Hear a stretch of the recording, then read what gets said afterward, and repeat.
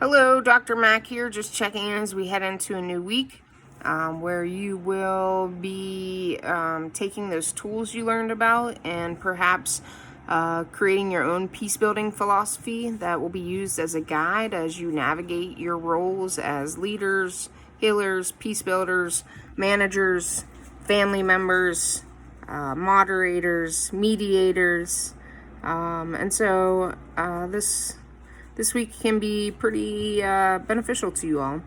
I hope that Louise Diamond's and Crable's content really spoke to you all. I really enjoy it. I apologize for the ruckus behind me. That is Norman playing with his toys. And so I wanted to share with you some tools that I use in my own peace building philosophy. And that is the theory of restorative practices and positive deviance.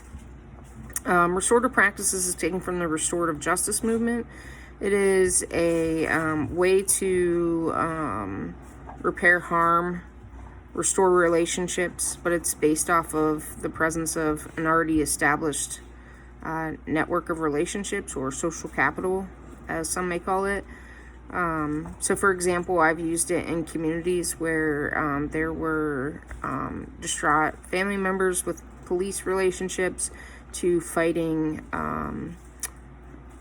neighborhood associations, 17 different neighborhood groups, different kinds of groups, from senior citizen to arts-based groups to just neighborhood groups that were all in conflict.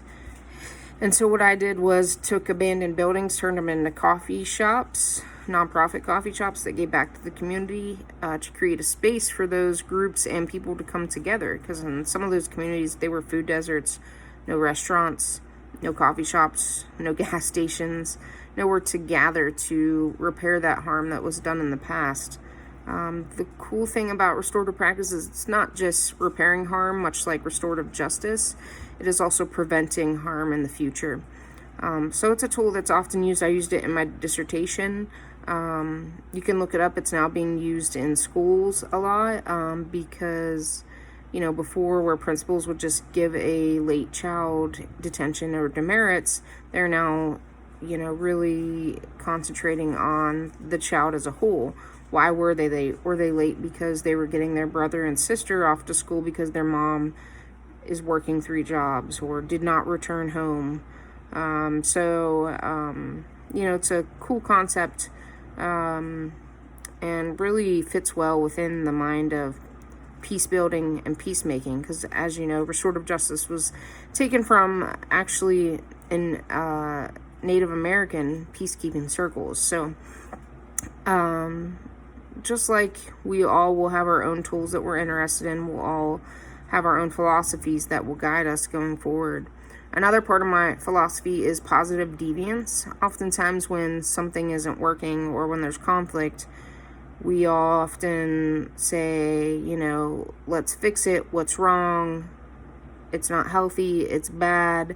And we focus on the negative things. Well, with positive deviance, it was actually a theory started by Jerry Sternin, and he was a professional researcher consultant that was hired to go into a village in Vietnam to figure out why this village was so poor in nutrition and food. And among his research there, he knows that one family was doing great. They were all not suffering from malnutrition. They were healthy. They were a good weight. They didn't have any of the health problems the other families were having.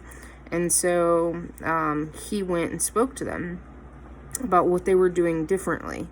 And it turned out that when they were, killing animals to eat, they were grinding up the bones to put in the soup to get extra nutrients.